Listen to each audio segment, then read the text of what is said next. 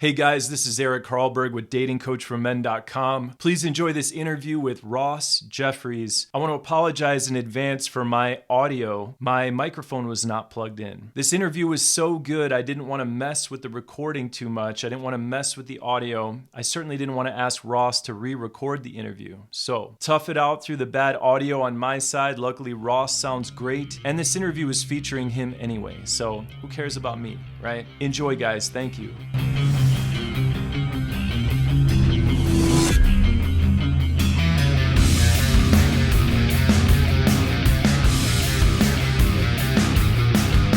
So Ross Jeffries with me here, founder of Speed Seduction, author, featured on Dr. Phil, Montel Williams, The Daily Show, to name a few. You are now doing quite a bit with sales consulting and training people in sales.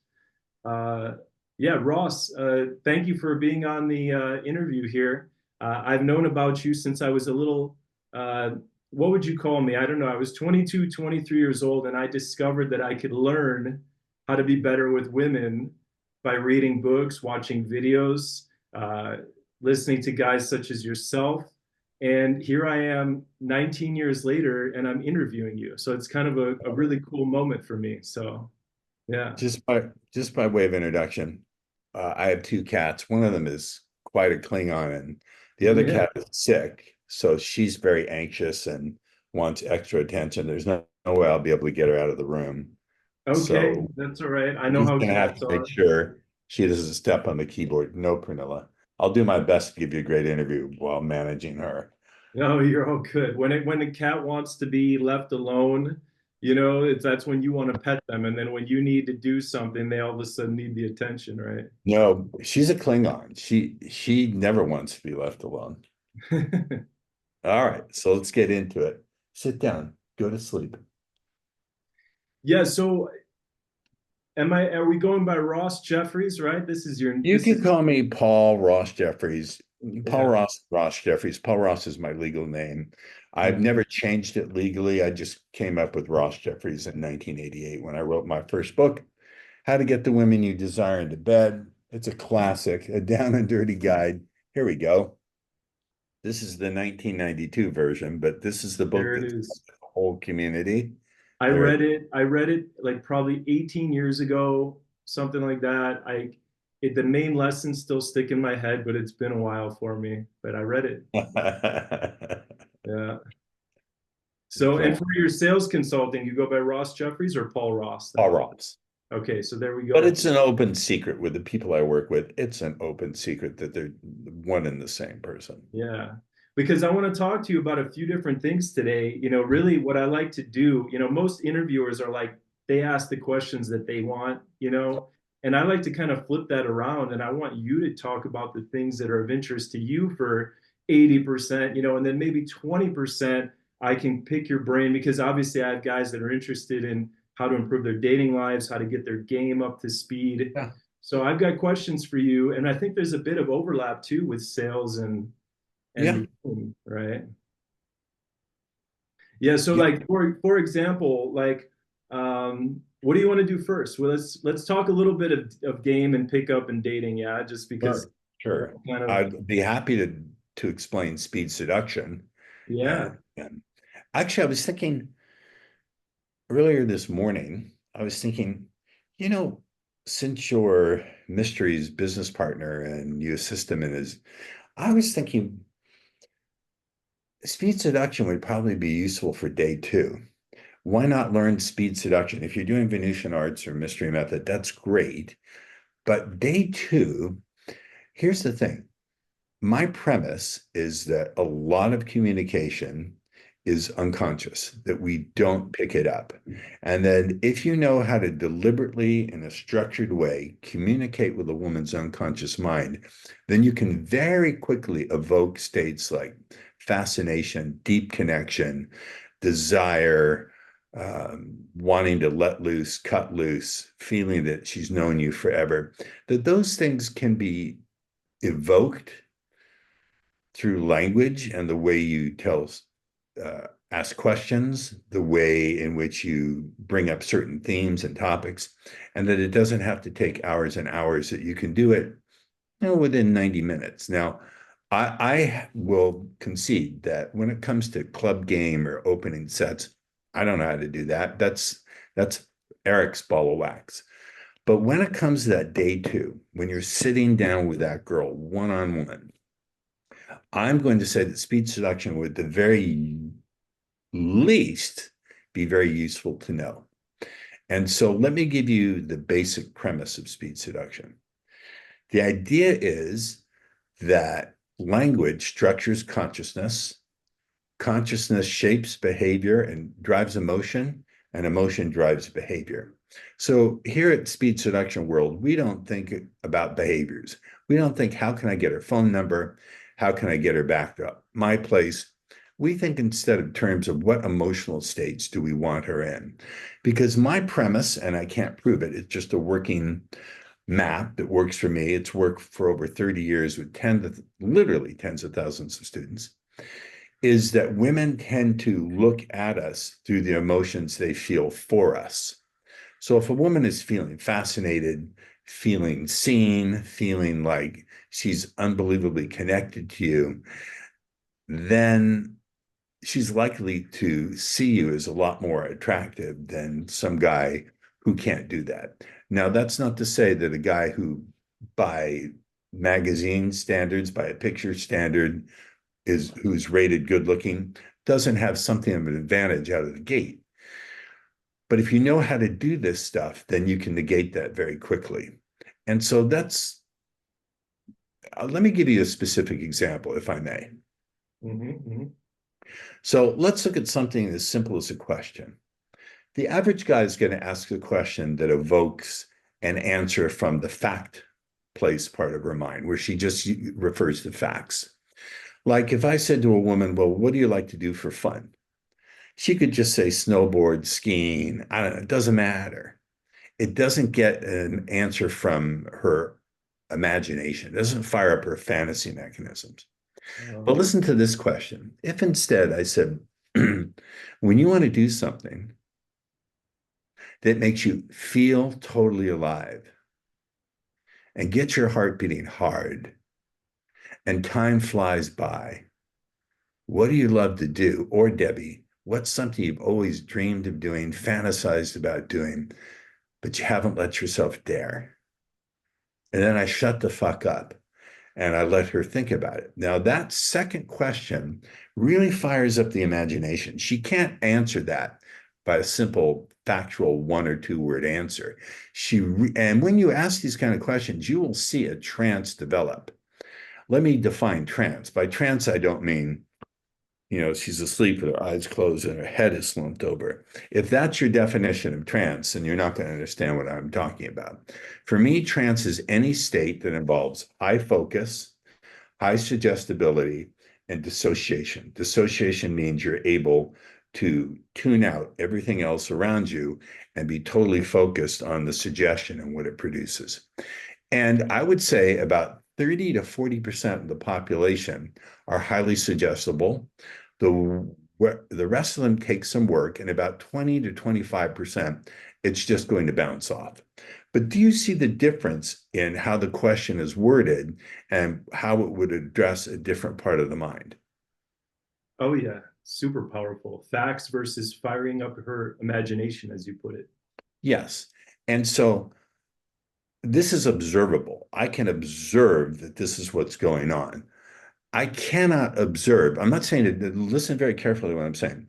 I can't observe an attraction trigger being tripped by some evolutionary demonstration. And I'm not saying it doesn't happen.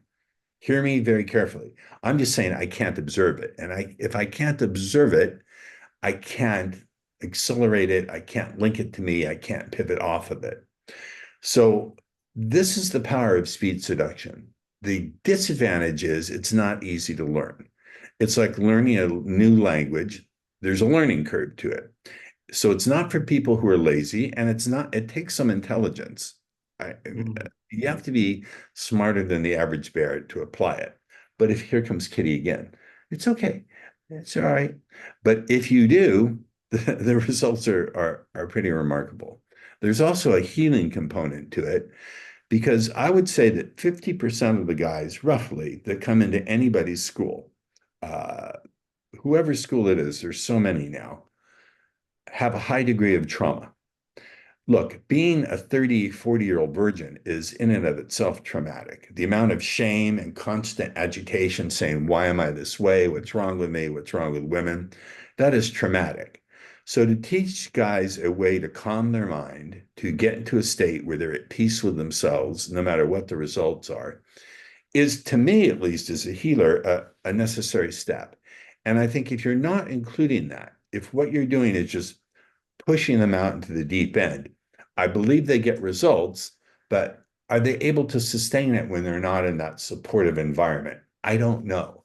Mm-hmm. I say I don't know a lot, Eric, because to me, that's a sign of a rigorous mind. I don't know. I can only point out what works in my own system. Yeah, and you bring up so many good points, man. Where to even start? So first of all, I think we've discussed this, right? I believe that a lot of the M3 model, right, is built on hypnotic principles, right? The idea of developing routines and material and rehearsing this to the point where it's internalized, so we can focus on delivering it in a gnostic state of some sort, right? Super important, and we do see this with guys when we push them out in field to approach and so forth. If they're not settled into the interaction, if they're just saying some line or trying to execute the moves, but they don't have the neuro-linguistic and state-based underpinnings anchored in really firmly, they're just a flimsy, they're easily propelled back out of set. So I think that what you're saying is very important. And one of the toughest parts of this job is to make sure that a guy has uh, something to build on after he's done with training, right? Yeah, when we're there pumping somebody up, getting them in the right state, sending them in, they've got a support group, great, but what about when we're not there? So we definitely do our best to trigger as much deep level change as we possibly can so that a guy is still uh, able to run with these ideas when we're not there. But 100% that what you're saying is a linchpin to inner game, we can call it. And building on it is a practice, a daily practice for me of meditation. I got a lot of shit coming down the pike right now. I got a sick cat. I got stuff going on with the business and family members and all that. But I meditate. And meditation, the way I was trained to do it, has been a mainstay of me. My aim is not to get everything I want in life. My Mm. aim is to be happy, independent of circumstances, and to find peace beyond human understanding. Now, if I get my goals in the meantime, great. But we know that life throws us many curveballs. If you're in business and you're an entrepreneur, it's not the exception, it's the rule that you're going to get curveballs and setbacks and confusions. And one of the toughest things for humans to deal with, the hardest thing for the adult human ego, is not rejection, it's confusion. Humans want clarity in the mind and comfort in the body. And so I learned from my meditation teacher, Shinzen Young, how to sit with confusion, how to just watch it grow stronger, watch it get weaker, expand, contract. And within that, there's a peace. And if you can just sit with that confusion without having to change it just for a little while, there is a part of the mind that legitimately has to work out problems. But if for a little while you can put that aside, then answers tend to come in a different way. So I don't demand it. I can't demand anything of anyone, but I encourage my students to meditate, particularly the style that I do. It has been a lifesaver for me. I'm not a religious person. I don't particularly believe in prayer, but my meditation practice has sustained me through my mother. The first death I ever saw was my mother's. She died from liver cancer. It was not pretty. And then my father, and then it sustained me through breakups, through so many things. So I think practically speaking for pickup, Guys learning to meditate will develop a sense of something they can always return to when things go well, when things go poorly. It helps you develop not disinterest, but detachment, meaning you're process oriented. It's one thing to say you should be process oriented or it serves you to be process oriented in theory. It's another thing to have the tools to carry it out in practice. Now, as someone who's been around women and pick up for a long time, that if you are just, you need that outcome, you need the validation, you need that woman, it's very unlikely you're going to get it. It's Mhm. when you come from a place of joyful detachment and being process oriented. Some guys can do it. Some guys are just naturally wired that way. I couldn't do it without meditating. And so I think teaching a meditation practice of some kind has become a mainstay of my inner game practically and what I teach my students. I also teach them self-hypnosis, but I think meditation touches a much deeper level and I'm very devoted to it. Yeah, no, same. I think that my default state is one of a whirling dervish. I'm always, uh, when left unchecked, my mind will just go to work on a million things at once. So for me, consciously bringing myself down, meditation, doing my best to be in the present moment, journaling, doing whatever I can to sort of get myself centered. Because as soon as I let go of those practices, my natural tendency is towards mania and Yeah. spiraling thoughts. So massively important stuff, man. I am a big believer in inner and outer game symmetry, I guess would be the term we use in the community, right? And I know this is much deeper than just inner game because these are practices, these are things you have to do. It's similar to uh, math, right? I remember being in math class where the teacher would do a problem on the board and I would go, okay, that's easy enough. And they'd say, now you do one, right? Oh, yeah. Sit there and be like, so you have to do it, you have to practice it. It's not enough to just understand the concept. um no, I dig it. Yeah, this is the Ross Jeffries stuff that I was hoping to get out of you. I hope. I told you I'd give you a great interview, man. I admire Yeah. you. I like you. You're a good guy.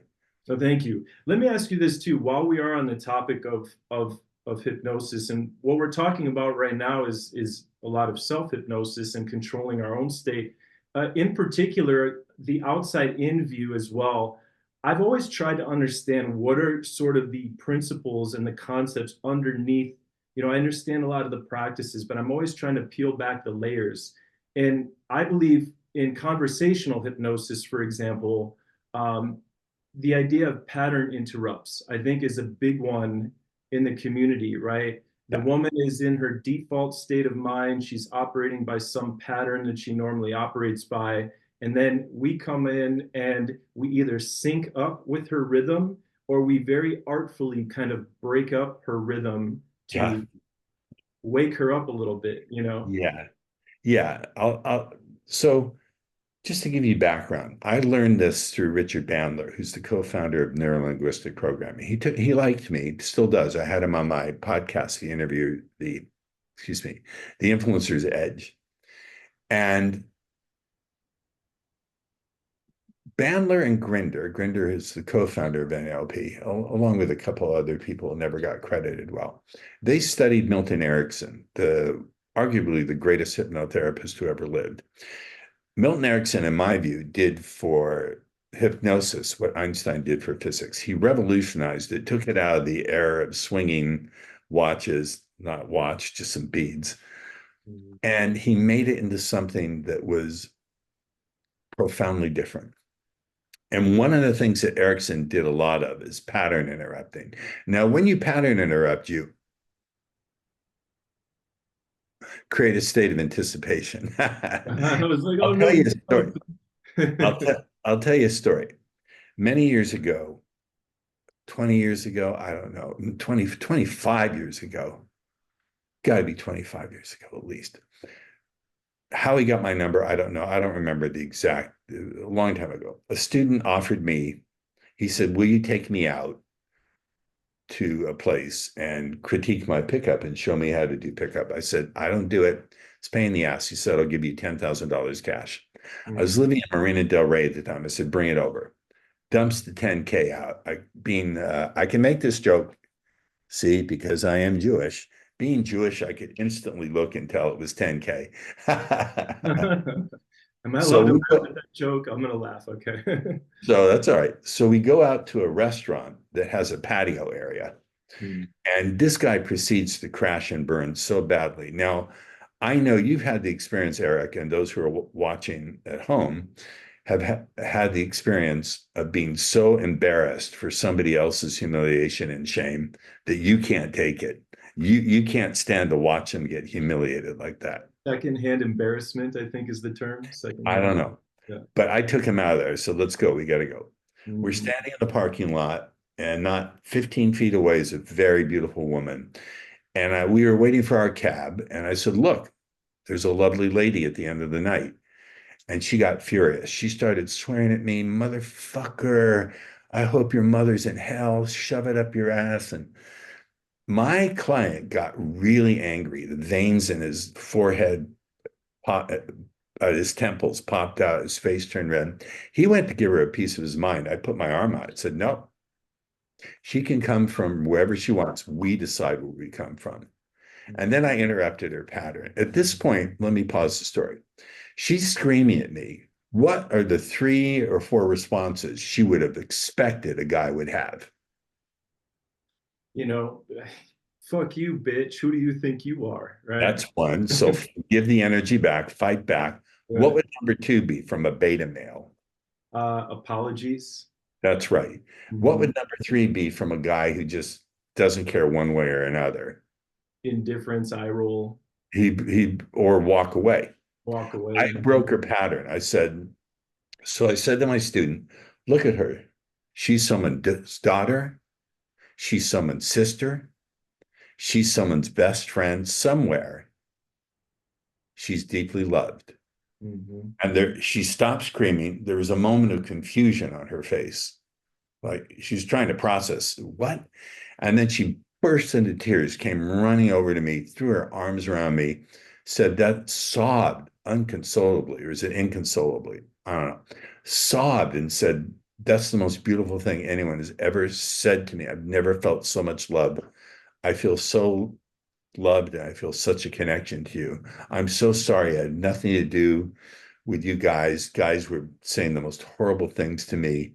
She introduced herself, asked my name, ignored my client. She said, can I get your number? I said, I'm sorry. I'm working tonight and I'm just not interested, but I'm glad I could help you feel better.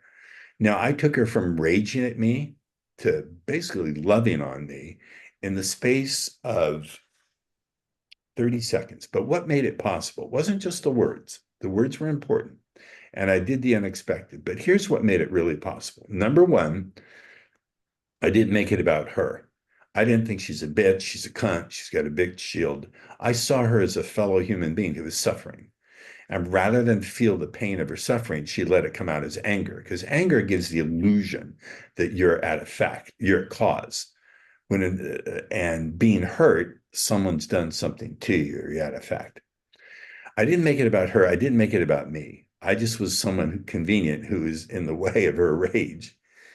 And I was also able to keep and this is a sloppy term, my energy stable. I didn't get thrown off. I have a belief that energy is real. It's not a scientific term in the way I'm using it. You can't measure it in watts or joules or Teslas. No, Teslas are magnetic fields, but you get my point.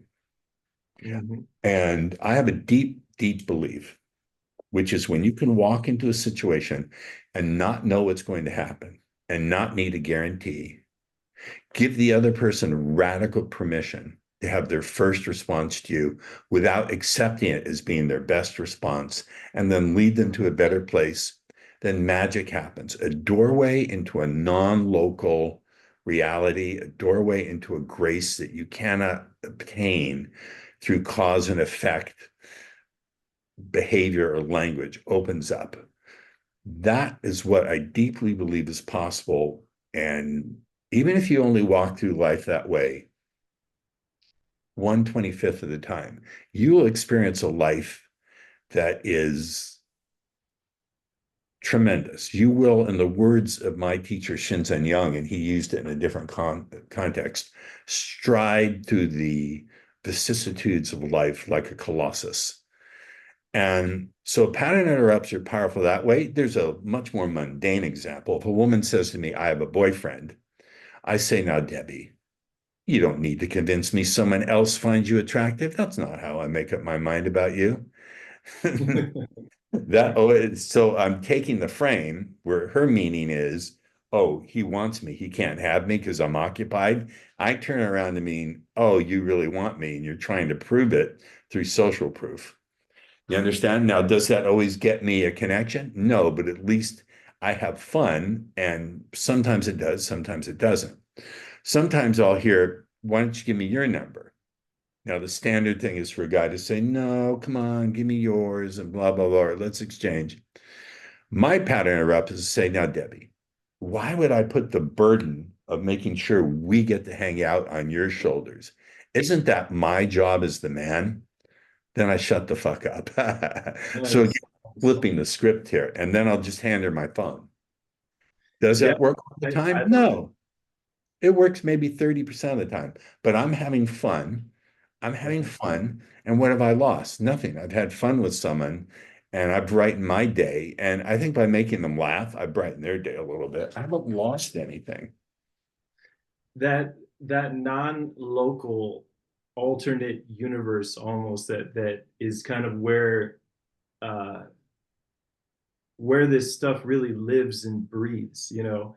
That's where what I've found very useful is the notion of kind of baby stepping a woman towards it sometimes. Now, sometimes we can go for a larger pattern interrupt, right? The largest pattern interrupt is to just like grab someone and shake them, right? Or slap them across the face. That's a pattern interrupt, right? That's an assault. Um, yeah, exactly, right? Or like clapping our hands really loud, right? These are abrupt, you know, kind of shocking pattern interrupts. Anything we can do to sort of jolt and snap somebody out of their state. But what I love about what you teach and NLP and speed seduction is you can literally throw in one little tiny word or one little phrase that's unexpected, and you can create the most minuscule bit of confusion or, ooh, that was different, right? The tiniest little pattern interrupt, and then you can sort of, uh, you know, spiral it in that direction. So that's what I think is really fascinating about that. That's a very it's a very difficult art to fine tune. You know, most guys just want to know some lines. What should I say? What should I do? Then you have the guys that go, oh, it doesn't matter what you say at all. It's just how you say it, right? They dismiss That's not language true. completely, right? I don't think that's true at all. Words are very powerful. Yeah. Both are true. That's an example of a either or false dichotomy. Both are true. Both But are am I right in and I'm asking this honestly because like you are the NLP expert here. I know NLP a little bit from my own self study, but you're someone who is steeped in it. You've trained with the masters. You've trained with Grinder and Grinder? No, I never trained with John. I trained with Richard Bandler. Bandler. So, but for my when I peel back NLP and I try to see it underneath it all, I see that by saying something ever so slightly unexpected, even if it's just one tiny word, okay, and it's got to be the right word. It can't be any word, right? We can do the tiniest pattern interrupt. It can even be a body language motion, right? We can be in a group situation and we can go from standing here to standing 2 inches from where we were. Because when we look in a room, we see symmetry, right? We see everybody lined up in their place. And then if somebody scratches their nose or leans forward in an unexpected way, they catch our eye. They do the tiniest little pattern interrupt to just put them on our radar slightly. Uh, I don't want to get us stuck on pattern interrupts. They're important, but there's a lot more to speed seduction than pattern interrupts. It's it. See, there's certain themes that turn on women that men don't care about. like feeling incredible connections and then also getting women to feel body sensations. I have a classic pattern I came up with in 1994. Still gets guys laid all over the world. That's 30 years, going on 35. Did I get my numbers right? Yeah. Yeah, I think so. I'm Long very, enough. I'm Longer than very I've been coaching. longer. All right. That's not the point. So the Discovery Channel pattern revolves around themes of attraction, desire, sexual metaphor, anticipation. So it goes like this. It's also really based on a true story. So it goes like this. So, Debbie, do you ever get a chance to watch Netflix? Have you seen anything interesting on Netflix or cable TV? You let her answer. And you say, I was watching the most interesting show on the Discovery Channel, and they were talking about attractions. They were interviewing people who design attractions, rides for amusement parks. And they were saying that the ideal attraction, and you just gently indicate yourself, it's not an airstrike, it's just gently. The ideal attraction has the following elements. They say, first, when you design a good roller coaster, and I don't know how well you can experience this as I describe it, Debbie. My mic just cut out. Experience this as I describe it, Debbie. That's an embedded command. You hear it? Experience this as I describe it. But he said there's that first long, slow, vertical climb, and you can feel your heart beat with excitement. Your breathing becomes shallower and faster. And there's that feeling of anticipation just as you reach the height. And then you can feel yourself let go and you're screaming with excitement as you go down that first turn. And then there's so many twists and so many turns. And yet they said the second thing is you realize this is so strong. This is so well built. It surrounds you so well. You can let go to feel even more turned on by those feelings of excitement rushing through your body. Now, what I'm doing is through a description and commands and suggestions while I'm in rapport, she's going to be feeling those feelings of excitement rushing through her body. So now we're aiming at body sensations, but it's wrapped in the package of quotation, of talking about a show I saw on TV. And they said, finally, it's got to be fascinating. It has to have so many different twists and turns that this is so fascinating that as soon as you get off, Debbie, you want to climb right back on. You want to take this ride multiple times. I thought to myself, isn't that a great description of the ideal attraction between two people? I mean, it's not just that you feel really turned on when you're with this person or that you feel this rush of excitement, but that you feel so fascinated and so safe. That's when you can hear this little voice of guidance that says on the inside, go for it. You got to grab this now or you'll miss out forever. Now, that is a very skillful. Now, the skeptical question may come up, is a woman going to sit through all that? Find out for yourself. If you do it in a way where your voice is intriguing, and I'm embedding commands and suggestions the whole time to feel the body sensations, I'm putting in very subtle sexual metaphor, you know, you want to get off, climb on. I'm not leaning on it. I'm saying you want to get off. It's subtly embedded within a state of rapport, a state of excitement where she's feeling her heart beating, a rush of sensation in her body.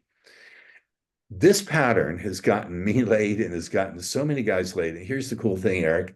It's based on a true story. I really was watching a show and they really were talking about attractions. They didn't describe it in that language, mind you, but it's based on a framework that's true. So that's an That's a example of the super speed routine. seduction language pattern. It's a super routine. We would call that a super routine, I guess, in pickup lingo. It's not just a routine, that's a super routine, as in it's a few minutes long. There are pauses, it's powerful. No, that is a, I you know what? I think I've heard that one. Uh, I definitely heard that one before on one of your videos. I've watched a bunch of your videos on social media and stuff, so I think I've picked it up somewhere along the way. Uh, you know what I felt too? Tell me what you think about this. This is another topic that's a little bit out there, but psychic implantation. You know, as you're telling the story, you know, I'm visualizing this. I mean, that's what we do as humans naturally when someone tells us Yes. the story, Yeah. we visualize. But uh, I have found as a part of my game, there are times where I'm communicating with a woman and certain images are coming to my mind, and I almost get the sensation that I can take these images and place them in her mind. Uh, Correct. I it could believe just be that in to, my head, but I believe that to be the case. It requires that your own mind be quiet and that you're not constantly jabbering. Is this working? Is this not working?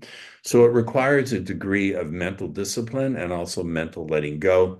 That level of non-local, whatever you want to call it, is kind of flaky, and it has a very great resemblance to wishful thinking and mm, delusion. That's the problem. In yeah. Zen, in Buddhism, they call it Makyo, the realm of the devil. Not that it has anything to do with Satan, but that these things are to be ignored. Not in this case, but when you develop as a deep meditator, I haven't experienced this yet. This is my teacher's teaching, and I've seen it elsewhere. You start to have visions and psychic powers. And the Buddhist teaching is to treat it with equanimity and mindfulness, the same way you would treat a leaf falling from a tree or a pain in your foot when you're sitting in meditation, not get caught up in it. But I agree. I've experienced that myself. And also, when I describe something, if I have the state of mind to do it, I will visualize over her shoulder what I want her to imagine. I have no way of testing whether that's more effective than not doing it. I don't have the discipline, nor have I done enough Yeah. trials of that, but I've seen it work for When myself. the scientist in me says, you know, my thoughts are in here and her thoughts are in there, and there's this distance between us, right? But then the part of me that wants to believe in like quantum physics and entanglement, and based on my own experience, you know, it seems that when I'm in the right state of mind and when I have good chemistry, spiritual chemistry, again, we're using non-scientific language here, but when I have good, not just physical attraction, but some kind of spiritual chemistry with the woman, I feel this path opens up between us. So I it's she's agree. got to be And receptive to it. I've got to be feeling it, you know. And I don't believe, I used to believe consciousness is strictly material and biochemical. There's now very good research done by Roger Penrose, the famous physicist, and Stuart Hameroff that has a theory of quantum consciousness that's actually quite rigorous.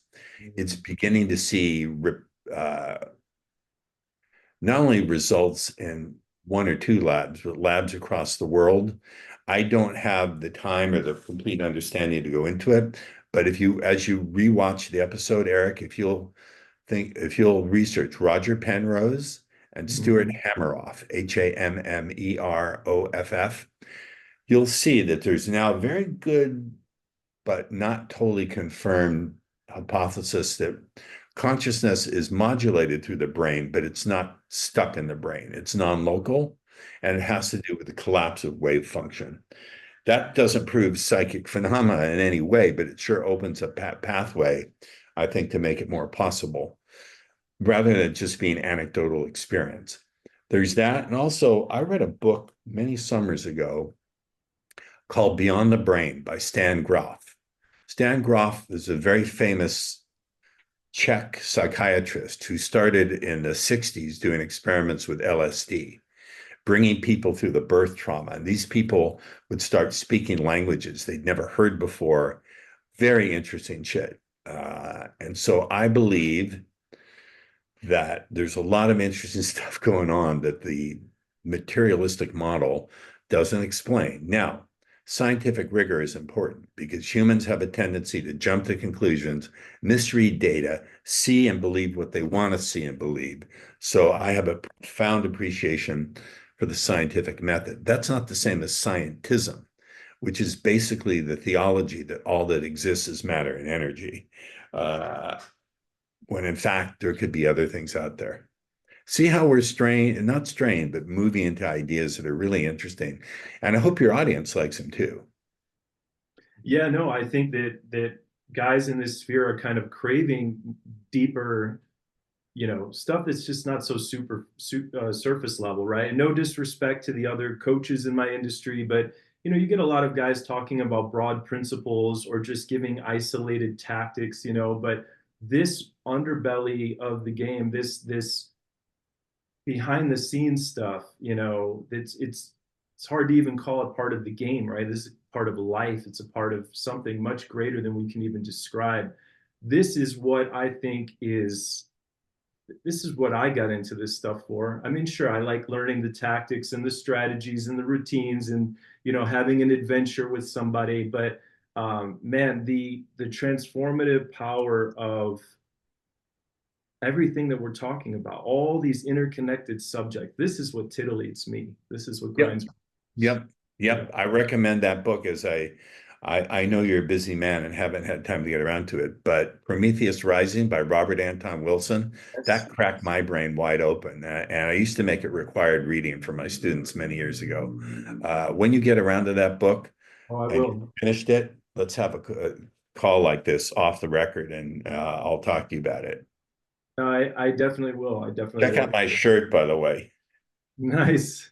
Everyone loves this shirt. Everybody. Yeah, that you know what? If you're right of center, left of center, right smack dab in the middle, we need some honest media, don't we? It's No just one likes the media these days. so polarized. Yeah. Yeah. Um, Man, good stuff. So we talked about state, we talked about pattern interrupts. We touched on this. This is another concept that I'd like to hear just you expound on a bit in whatever way is interesting to you, right? You don't have to give from the ground up, but anchoring. So your story, for example, that you told, you did a little bit of anchoring, pointing to yourself. It was a lot more subtle, but yeah. Mm-hmm. Anchoring just means you create a state and then you link the state to a gesture or a look or a certain vocal inflection so that the next time you want that state to come up, you don't have to do all the talking. You just simply go into the state you were in when you set the anchor and repeat the gesture. I have VIP clients now who I teach advanced hypnotic selling to. One of my clients, I love him. He is my favorite VIP right now. He, wow, it took me a weekend, a better part of a weekend to come up with this for him. I gave him it was lesson number 6 out of 12. He was having trouble. Let's just say he sells financial investments, and he's really quite good. He's better than anyone in his field. But what he presents is so good. There's always a husband and a wife, and it's always the husband who says it's too good to be true. And he gets this 80% of the time. It's really fucking him up. So I designed something for him to get around all of this. And we'll see. He's just about to put it in into the test. But when I teach hypnotic selling, a lot of it has to do with asking what is really going on in the prospect's mind? What's the real objection? How can I identify what's really going on and dissipate it, depotentiate it? In this case, the real emotional need was for the husband to show up as the protector of the wife. That's why he brought it up. Do you understand? Because if they get it wrong, then he gets blamed by the wife. Not only are they lost, but he has to show up as the protector. Otherwise, he's demasculated. He's emasculated. So I taught him to say something along the lines of, "May I say something? May I share something? I really appreciate the effort you're going to make sure you're protected. It makes me feel happy to see you working together to recognize this is a great choice." And I taught him to tap the contract very subtly. This is a great choice. So he's beginning to anchor. He didn't say what the great choice is. He's being very vague. When you're vague, the unconscious mind fills in the blanks. What if I had said to him, Eric, signing this contract today is the right choice? What would they have done? defensiveness, Yeah, for sure. yes. But the other thing I did when I said, it makes me happy to see you, I had him glance at the husband very subtly. It makes me happy to see you looking out for each other, working together to make sure that this is the right choice. You is very ambiguous. Was I talking about him, her, both of them? But by that slight glance, that anchor of a slight facial expression, I indicated to his unconscious mind that I understood that he was protecting her. That Mm. right there made him feel seen. That made him get, oh, this man really gets what I'm all about. And he's not going to embarrass me in front of my wife by letting on that that's what I'm doing. I like him. Not only do I like him, he must be trustworthy because he sees me. In order for someone to see you deeply and identify with you just as you identify with yourself, they have to be trustworthy. So, in the slice of two sentences, I've pretty much destroyed that objection. And I think his sales will go up by $500,000 and he's going to take a learning curve to learn to apply it. But that's our next few lessons, to just slowly walk him through the inflection, the intonation, the pausing. And so what makes me happy is this is an example of anchoring. When you let me show you, I don't want to disconnect, but if this was the contract, he'd tap it very subtly. I always teach people, if you have a contract, don't call it that, call it agreement, and keep it off to one side so it's in their peripheral vision. That way they pick it up unconsciously. You never want to put the contract immediately in front of them between you and the parties, because that way they'll catch it when you're tapping. That is extremely powerful. And I've been in sales virtually my entire life. I feel relatively qualified to speak on sales, and this is not me just, blowing smoke up your ass. See, that's the thing that I think is what separates you from, respectfully, the average coach. Okay. I don't consider you just another dating coach, another pickup and No. seduction coach.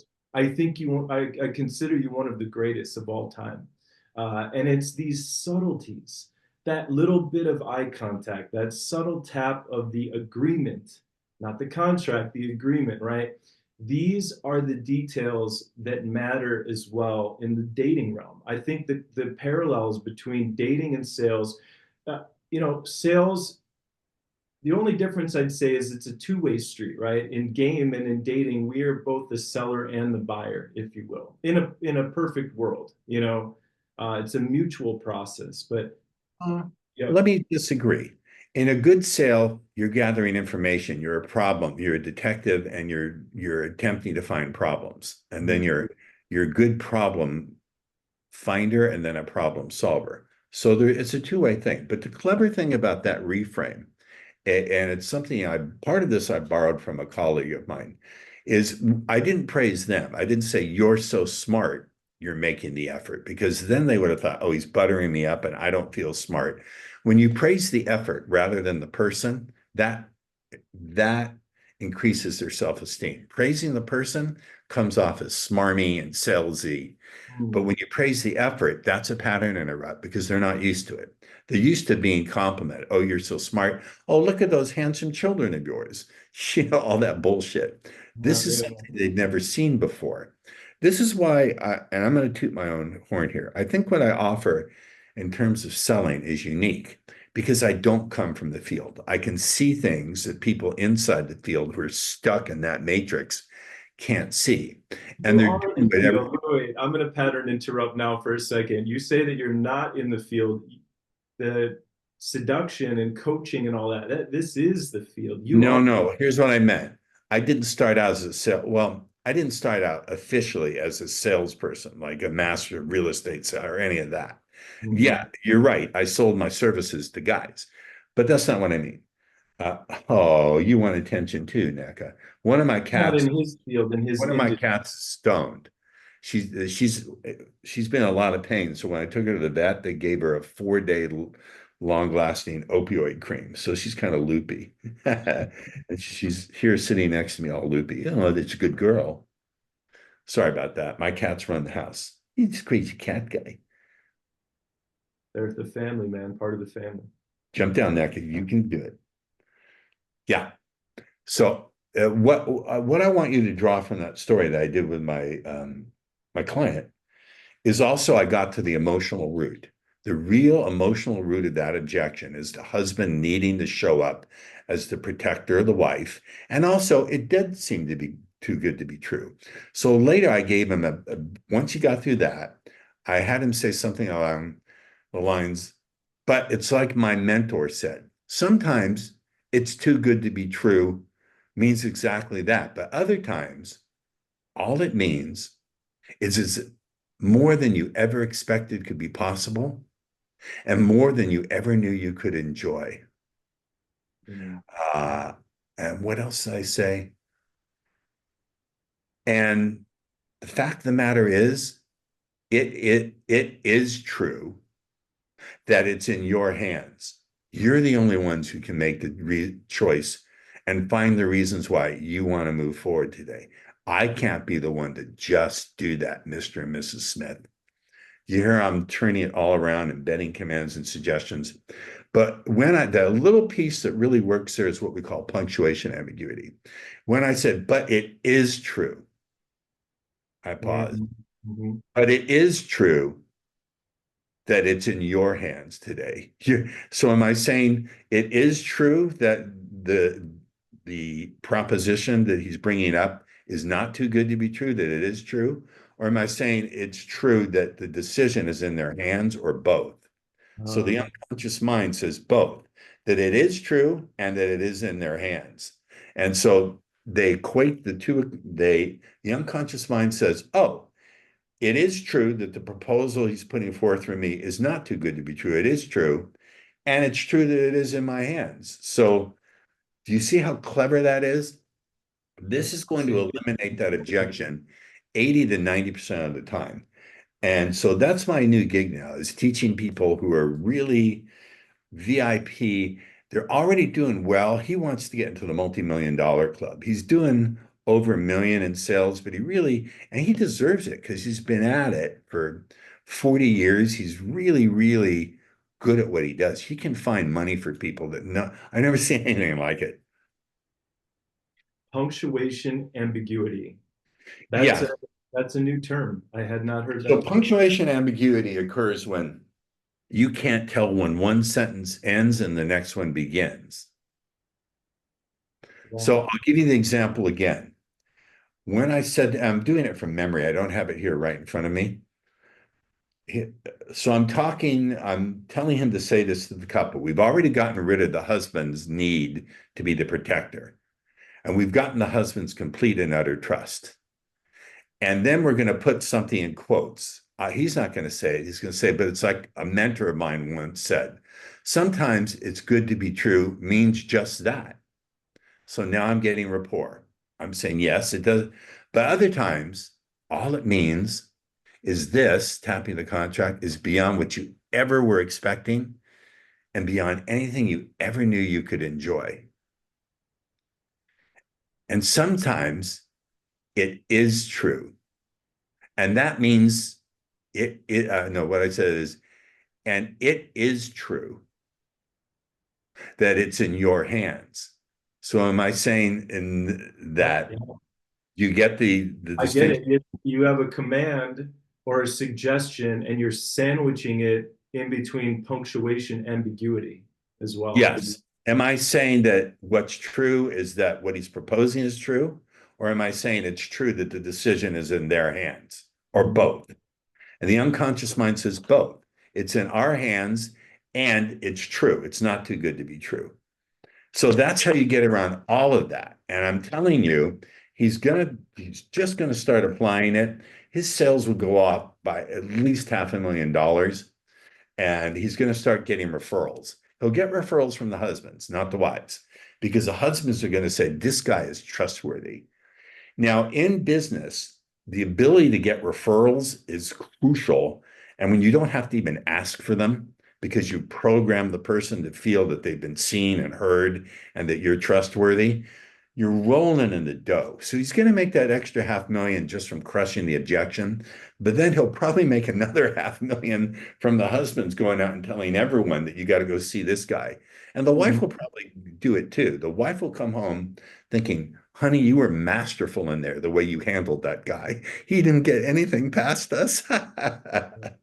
And that comes back to the whole idea of being process oriented. And in sales, if you're out there and you're just hunting for your next deal and you are, just checking for logistics, you're not fully immersing in the process. Even the people that don't close with you, they may close later, or you may leave them with such an impression that they're going to refer people to you. So if you're on a sales call and you're on the sales call, make the most of it. Be present for them and have your impact, because like you said, the referral side of sales is massively underrated. I would prefer not to leave anything to chance and to, yes, absolutely be present, be exquisitely present to them and their responses, but also to know that you're steering the boat, you're steering the whole thing. If you don't steer, they will. And they will steer with their defaults to fear, to Mhm. thinking of what am I going to lose? I don't trust this person. And most importantly, I don't trust myself. And the distinction I've been able to see that I think no one else, I'm just going to make these claims that no one to my knowledge is making, is that nowadays in sales, know, like, and trust is no longer enough. It's required, but it's not enough because you Mhm. have to get the prospect to trust themselves that they can make a good decision. People don't anymore, and that's for several reasons. Number one, they're too distracted. They don't have the attention span to make a good decision. Number two, they have too many options. Facebook ads, Instagram ads, YouTube ads. Too many options are being thrown their way. A confused mind, a non-artfully confused mind, hear what I'm saying, has Mhm. difficulty making choices. And finally, they've been ripped off a lot. It's true. They're right to think it's too good to be true at Mhm. first. So I think you need to have that ability to very quickly establish in the prospect's mind that they can trust themselves. And I don't want to give away all the meat and potatoes here because I need to leave people hungry. Oh yeah, I understood, man. You're giving a lot away right now. This is super powerful, and I can't imagine what you have behind the scenes in your private training on this stuff. Because if this is what you're sharing with me on an interview, I can only imagine. I was expecting a good interview with you, and this is already exceeding my expectations. This is I'm glad. You know what, man? Where do you live? We're part of Chicago. Chicago. Yeah. Do you ever come out to the West Coast?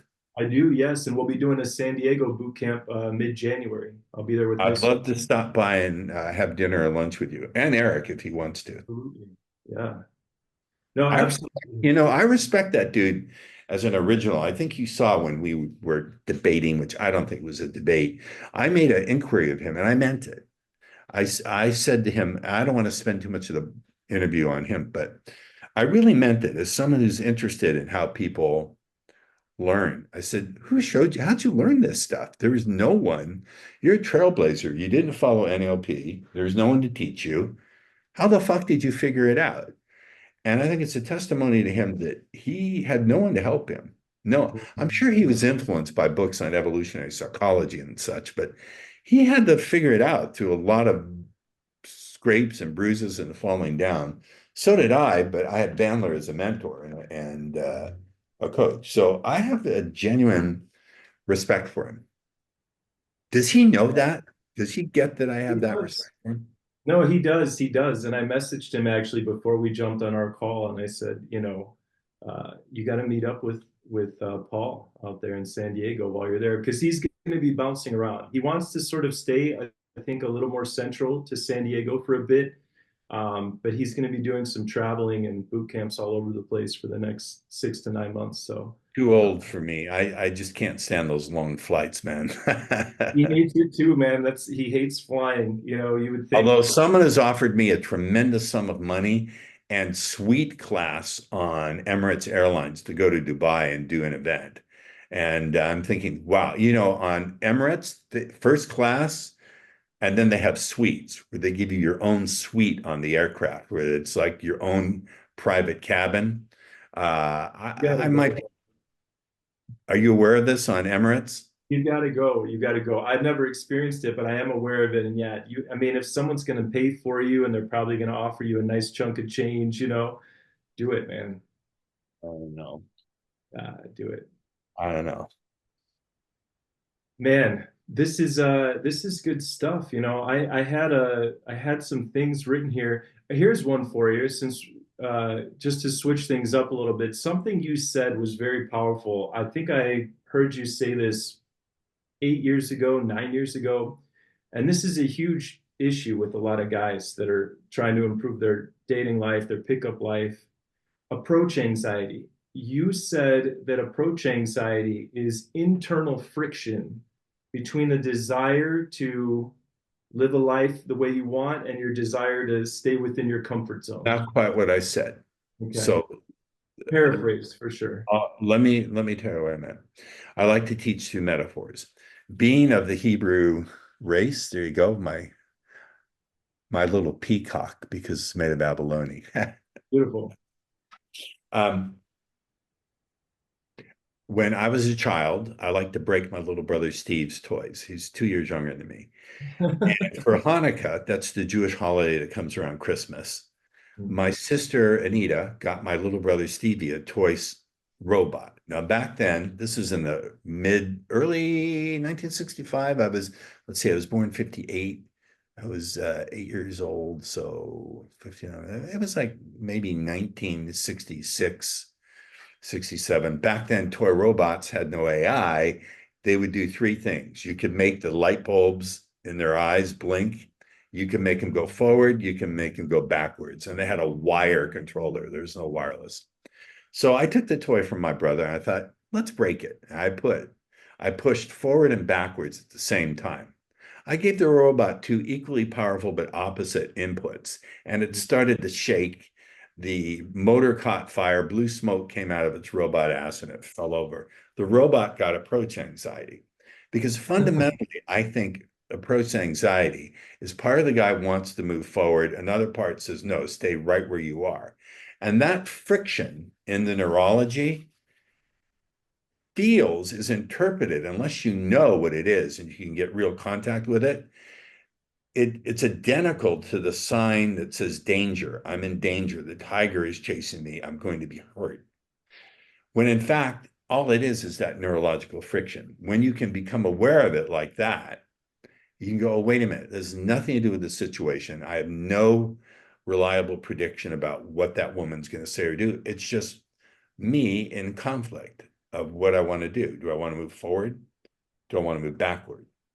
And that in exchange, I can reframe the meaning of that. I teach that you never have approach anxiety. You just have opportunity hesitation. Opportunity hesitation. This Yeah. is this is gold, man. You just created a new term that approach anxiety should never be used again. We should never say approach anxiety ever again now. It's Yeah. opportunity hesitation. Ross Jeffries right here. You all can take, credit for it if you want, but I got him saying it right here. Opportunity. And behind that, thank you.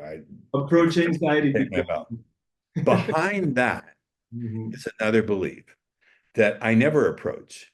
I only offer the gift of my masculine presence and extend and joyfully extend opportunities to connect with me in fun and powerful ways. I'll say it again. I never approach. Guys, whether you do mystery method or whatever you do, my method, never ever again think of approaching. Break out of that matrix, because the matrix of approach puts an image in your mind of a distance, both emotionally and energetically and physically, between you and that woman that you have to close. And it prohibits you even from thinking of the possibility that you're the one that's offering a gift. So I never approach. I only offer the gift of my masculine presence and joyfully, hear the adverb, joyfully extend opportunities to connect with me in fun and powerful ways.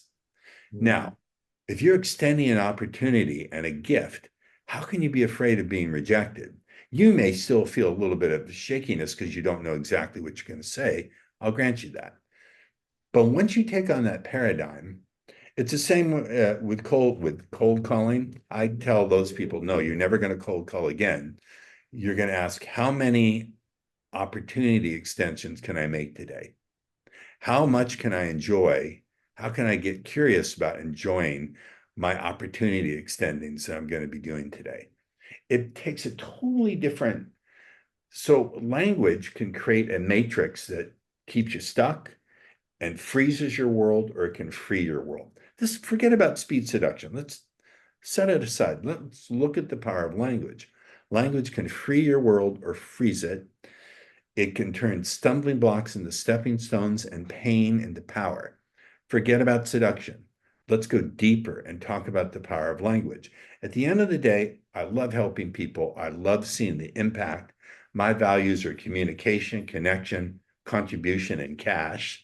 Okay. At the end of the day, though, I want everyone watching this to fall in love with language, to get curious about the power of words, to transform yourself, to transform the interactions you have with other people, and to transform the other people that you interact with. It is profoundly powerful. And even if you, and I say, don't jump school to school. If you're going to study Venetian arts, do it and experiment with just sprinkling a little bit of this in like seasoning and see, be your own research project, as my friend Gina says. Just try it, do a control run, do it 10 times without sprinkling this in and keep careful notes, and then do it 10 times by sprinkling just a little tiny bit in and just run the experiments and see how it does. And if your results go down, your results go up, just see for yourself. I don't expect people people have said to me, why don't you shoot your own infield footage? Well, there's TV shows that have shown it, but I always say, look, your own best proof is your own experience. You can't argue with your own success. I give plenty of stuff away. So go get the free stuff, use it, and be your own experiment and see for yourself. Then if it works, then come back to me. Then we can talk about paying me. Mhm. Yeah, the power of language and falling in love with language. When I went back to college in my early 20s, I took a few years off after high school just because I didn't like being forced to go to school. I like to Yes, learn on my own, right? But I I went feel back, I took a class, and the first time I cracked open to an American politics textbook, it was very, very difficult to read.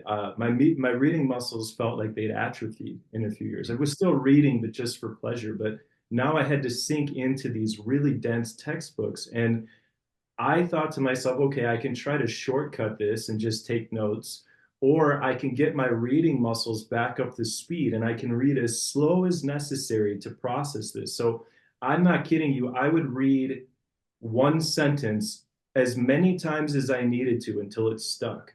It would take me 8 hours to read one textbook chapter where that's discipline and drive. I could have blasted through it in an hour, but I would spend 8 hours on a textbook chapter. And I truly believe that one of the biggest boosts that I've ever gotten to my game and my dating and pickup skills was from reading. It made me a better conversationalist. It made me more precise with my words. It made me better able to understand other people's worldview because I could take in their words and their language Very powerful. process. Yeah, yeah. And I think intelligence, if we want to go back to evolutionary psychology, which I think is something of a soft science, intelligence is a survival trait. So intelligence is attractive, as is emotional intelligence. Mm. So one of the things to get good at speed seduction, you have to become emotionally intelligent.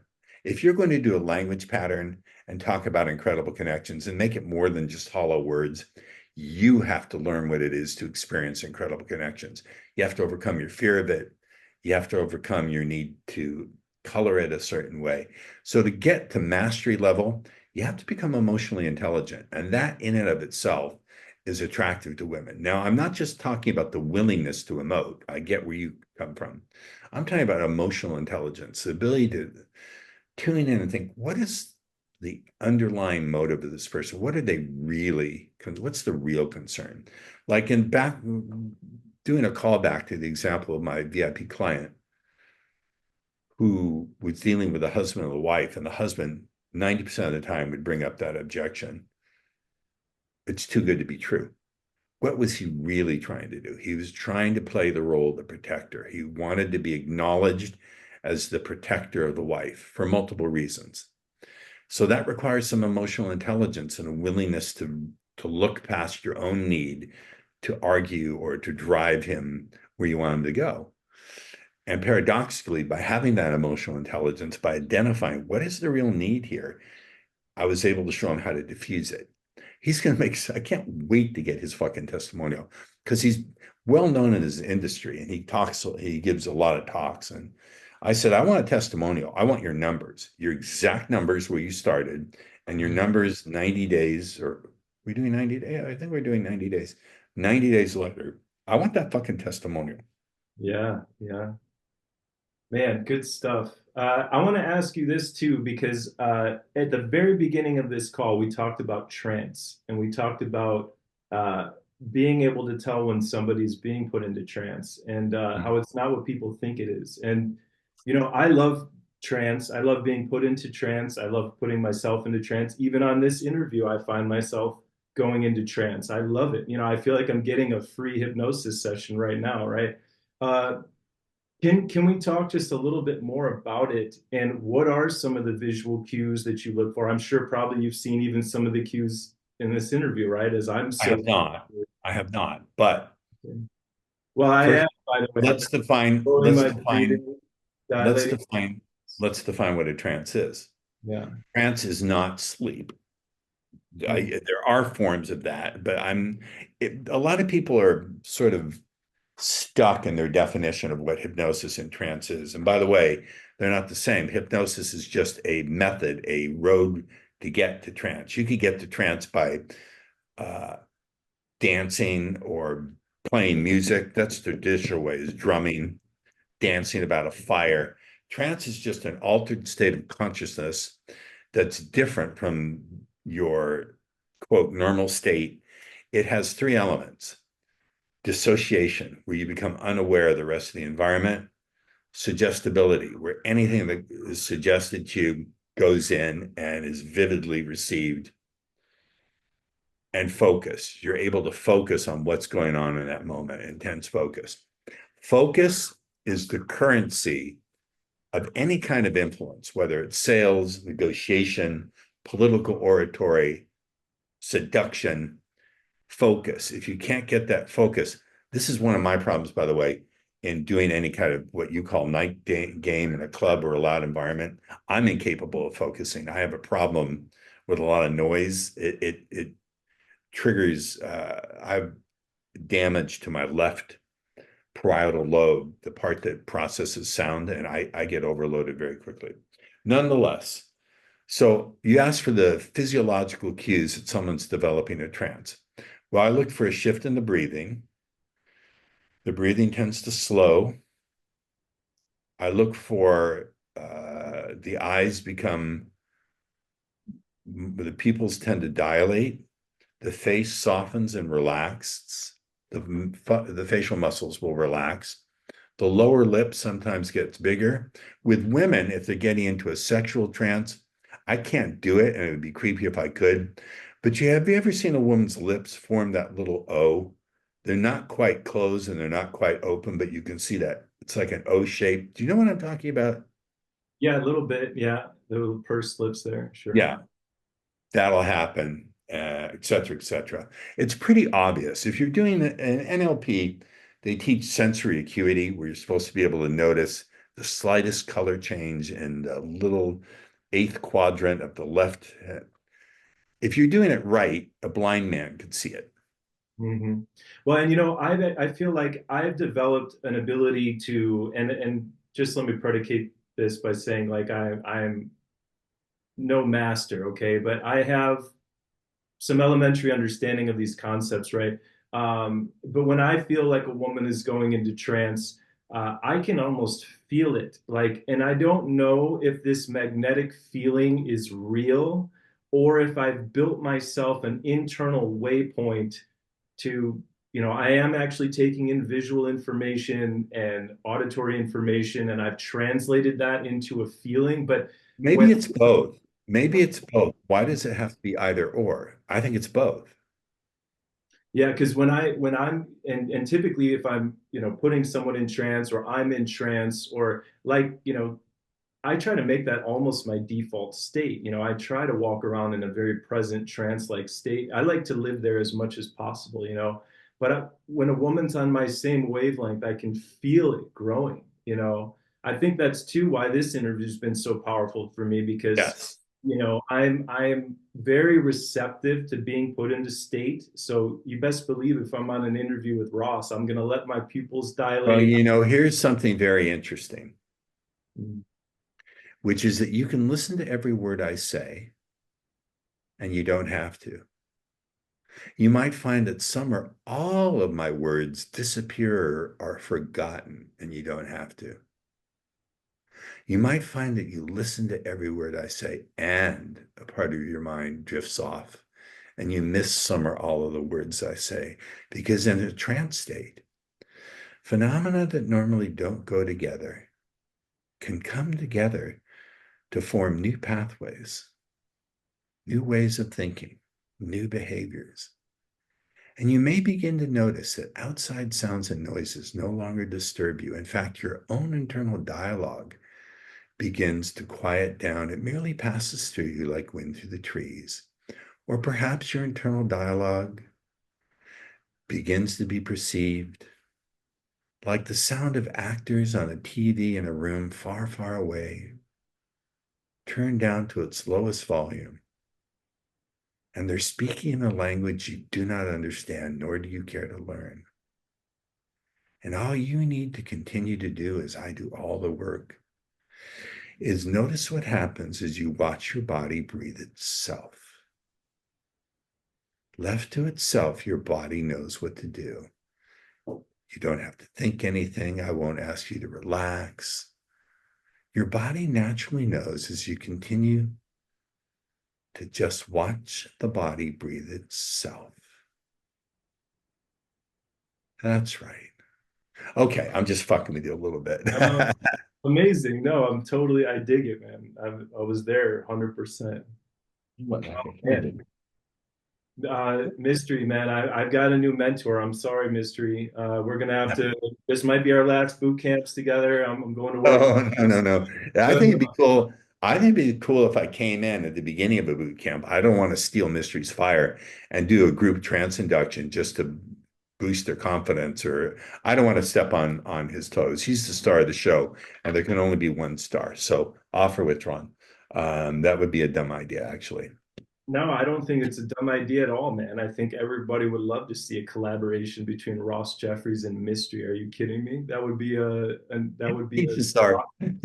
He's the star of his own show. I would come in briefly or maybe do No, it by. I'll tell you what, he's very much about collaboration. He is, he does get into his zone and he forgets other people around. And hey, you know, he does that with me sometimes where he's putting on the show and then I'm the sidekick and I'm like, hey man, let me talk too, you He's know. a showman. He's showmans are not a bad thing at all. We need people who are showmen to shock people out of their.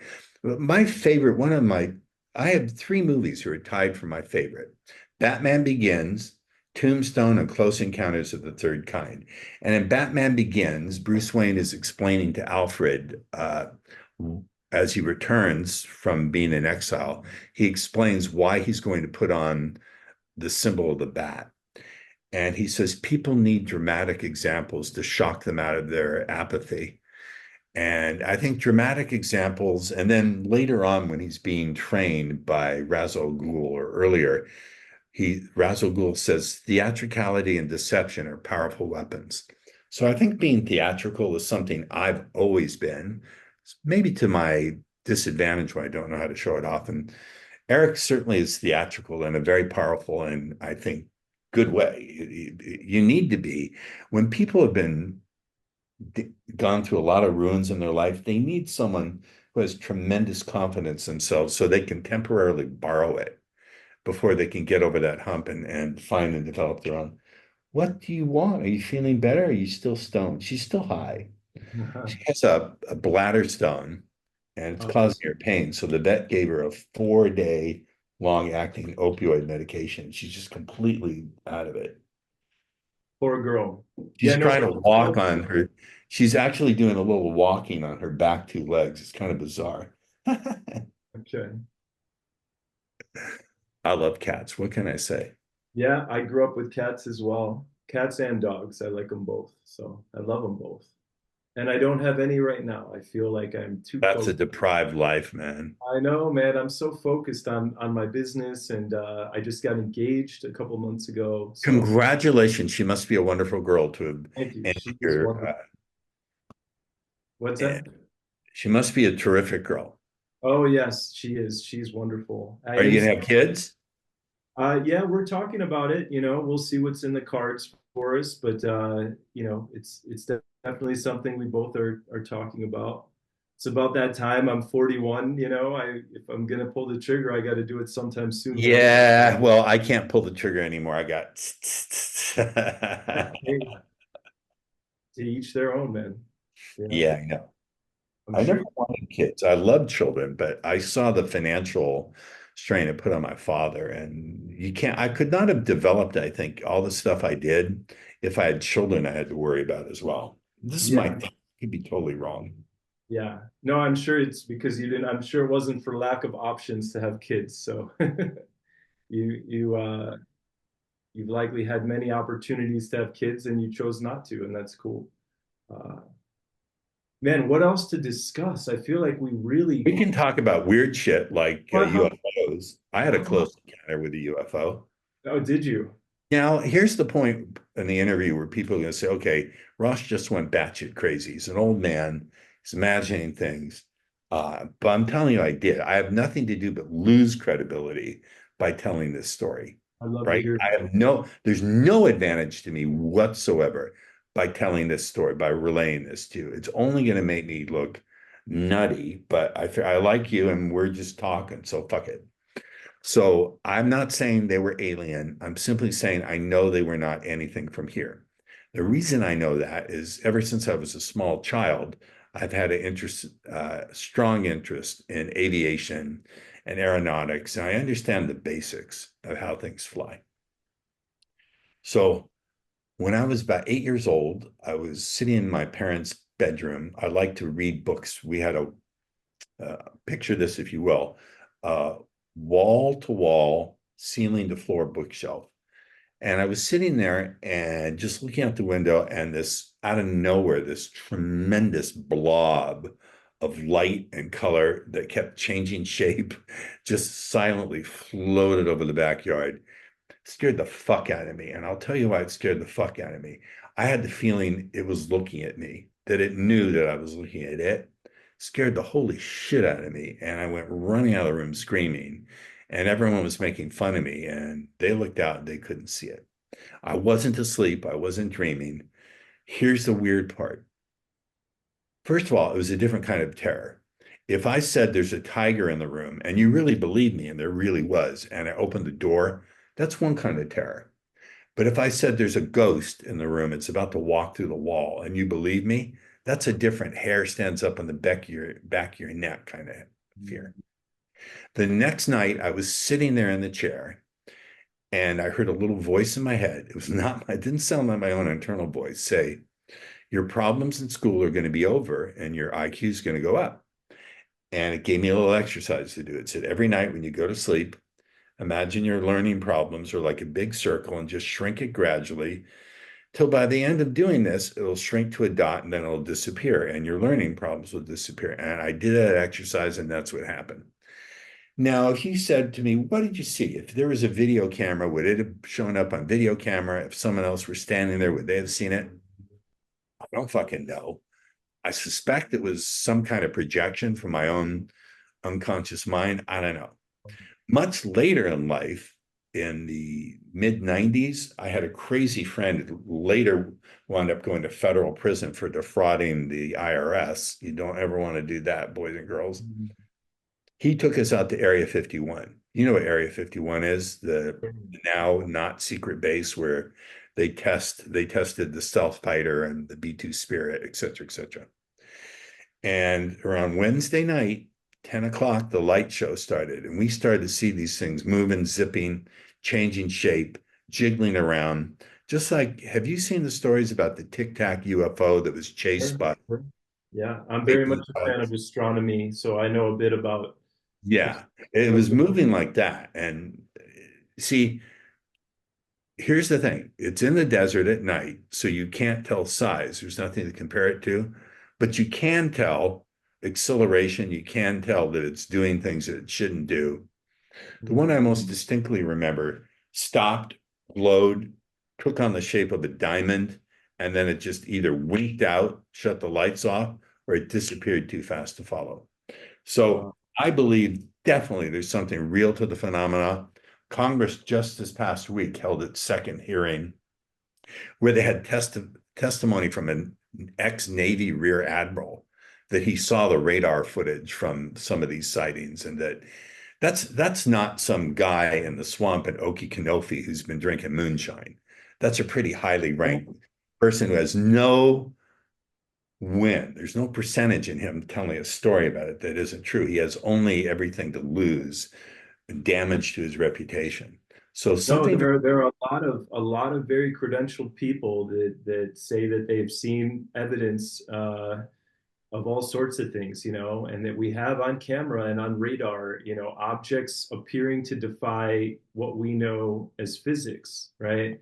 Uh, F-18 pilots, F-18 pilots, some of the most highly trained people in the world, millions of dollars in training in our most sophisticated air platforms with multi-million dollar sensors, electro-optical, FLIR, forward-looking infrared, radar, the Mark One eyeball, and then corroborating radar imagery from the carrier escort ships, anything multiple sightings from different pilots at the same time. You can't just dismiss it as a balloon or a drone. Something is going on. This is not technology that we possess, or I think, listen, if Russia had it or China had it, it would be game over already.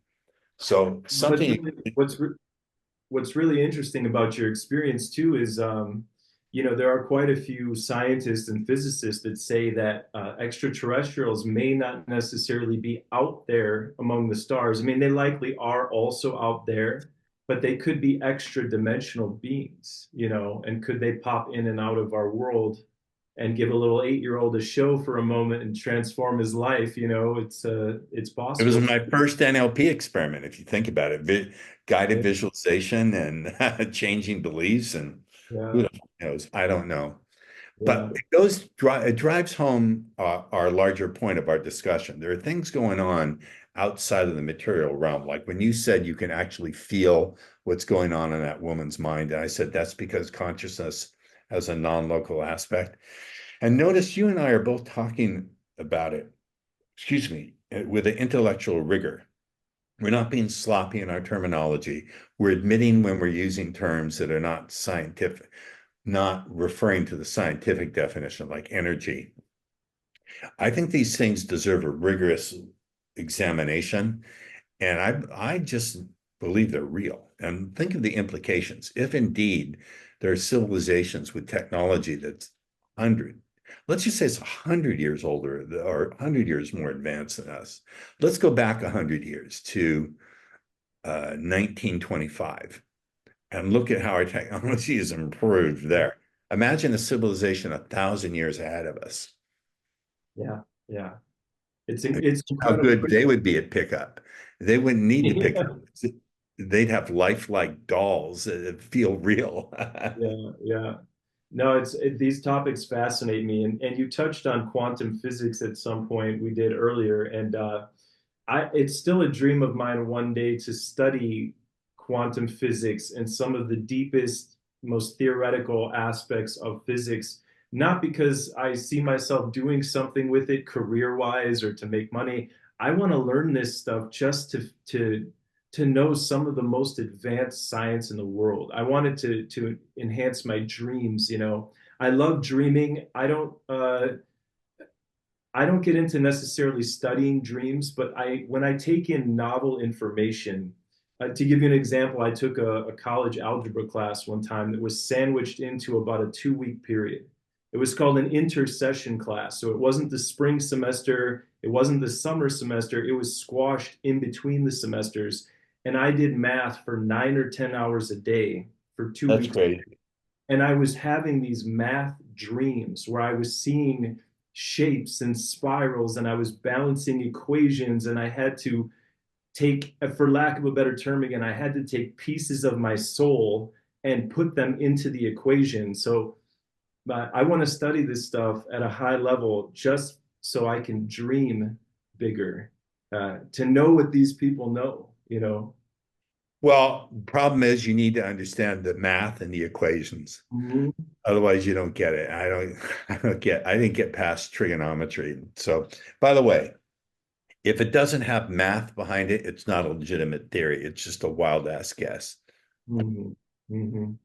Yeah. What is it that Elon Musk said? Science is the law, and everything else is just speculation. Am I misquoting him? I don't know. But So, who do you got picked for right now? What is today's date? The 15th? 15th, yeah. Right now, it's fight night. It's Tyson versus Jake Paul. Excuse me, I lost my good mic. I think Jake Paul, unfortunately, is going to beat him because he's so much younger. 27 versus 58. You just can't make up for that gap in age. It's a huge, it's a huge age gap, but I'll say this: most of Jake Paul's previous opponents were former UFC fighters or aging UFC fighters. He's going up against someone who was the heavyweight champ and who was a dominant heavyweight champ. So I still think probably odds because of youth and vigor and all that are probably on Jake Paul's side. But if there was ever anybody that was going to knock Jake Paul out, you know, Tyson would be one of them for I sure. just hope it's not a humiliation. Watch me be wrong. Watch Tyson dominate and kick his ass. But I just hope he's not humiliated and battered. I hope it's a split decision and he Mm. equates himself well. I think we've pretty much covered everything. Oh man, May I give a little plug for how people can find out more about me?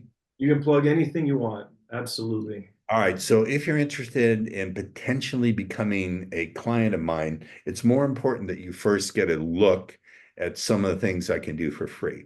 So if you want to get a download, an instant download of very, very 48 page, it's 48 pages that just gives some of the basics of what I can do, plus a 10-minute training on crushing objections, go to paulrossbook.com. Paul Ross is my real name. paulrossbook.com. That's one. And then the second thing is if you want to find out a little bit about how to incorporate speed seduction in your conversations, including day two, because I believe mystery method includes day twos, Mm-hmm. correct? Mm-hmm. I have my conversation code. Go to seduction.com. That's seduction.com. You'll see it right there on the home page very prominently. Grab my conversation code. That's free as well. And I have an AI, but it's speedseduction.ai. So if you go to speedseduction.ai, it's chat.speedseduction.ai. So I'll tell it to you. You can put it in the liner notes. You can talk to the virtual me. It's like talking to me, 95% like me. It's a free day. It's a free 7-day trial. And after that, it's $25 a month. Stop anytime you want. Awesome. Man, Paul, Ross. I instinctively I want to call you Ross because that's how I knew you for I all don't the care what you call me. Ross Jeffries. Just Paul. sign the check in a way where I get the money. Yeah.